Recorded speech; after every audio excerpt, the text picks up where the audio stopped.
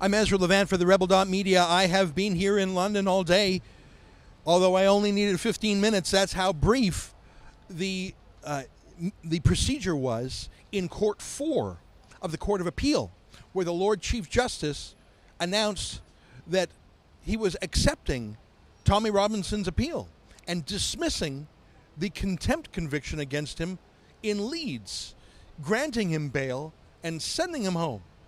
It was so sudden, it was startling. I've since reviewed the decision in some detail of the judge, and I have another video on that. But I would like to share with you some information that I have not properly vented, either during the appeal hearing itself or earlier today. I want to talk to you a little bit about Tommy's treatment in prison. And I say again, according to the 3-judge panel of the Court of Appeal, Tommy should not have been in prison. And even if he ought to have been in prison, his treatment in prison was inappropriate. So let's put aside the court ruling, and let me just tell you the facts about what Tommy has lived through since that May 25th sentence. Remember that Tommy first was sent to Her Majesty's Prison, Hull, which, from what I can understand, is one of the safer prisons in the United Kingdom for Tommy. By safer, I don't mean that it's not full of criminals, of course it is, but it is not dominated by Muslim prison gangs. Understand that in many prisons in the UK, there are an awful lot of Muslims in prison for offenses, including violent offenses, even including for terrorism.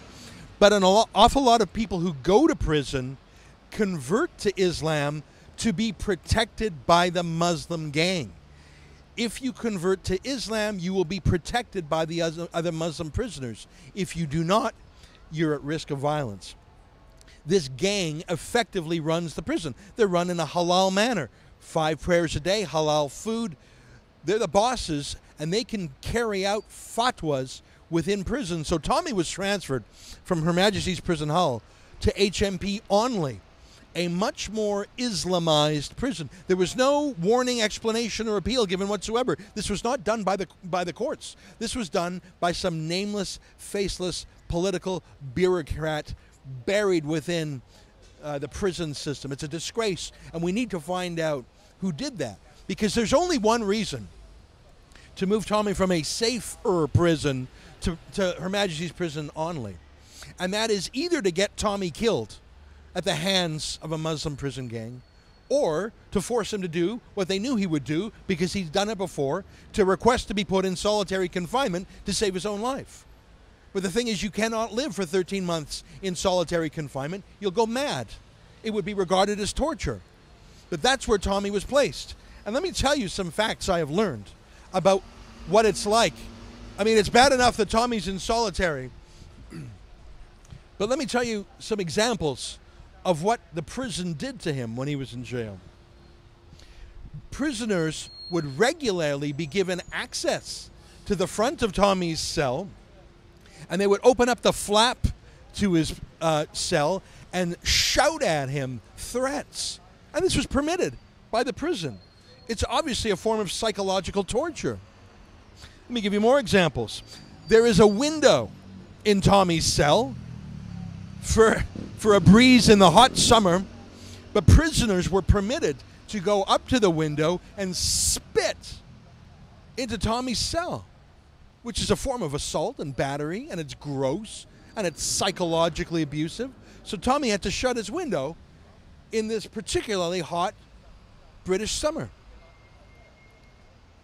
Tommy's cell door, remember, he was in his cell, and it was locked. He was locked in to protect him from the other prisoner. Well, on at least 3 occasions, his cell door was accidentally not locked.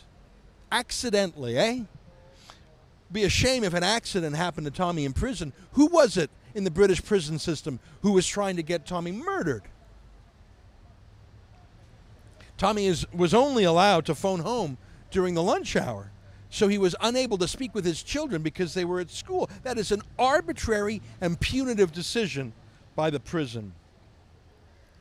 And as I reported when I was at the hearing, On 3 occasions when Tommy's lawyers tried to meet with him, on 1 occasion, that meeting was canceled by the prison. No explanation, no warning, no appeal, just canceled.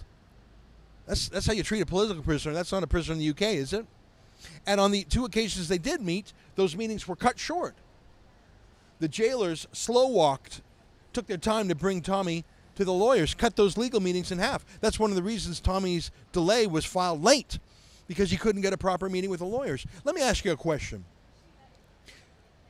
Some would say that solitary confinement is a form of torture. I don't know about that, but I know it is for 13 months. And I know it is for 13 months where other prisoners are allowed to come right up to you and shout threats into your prison, threats of murder, and threats against Tommy's wife.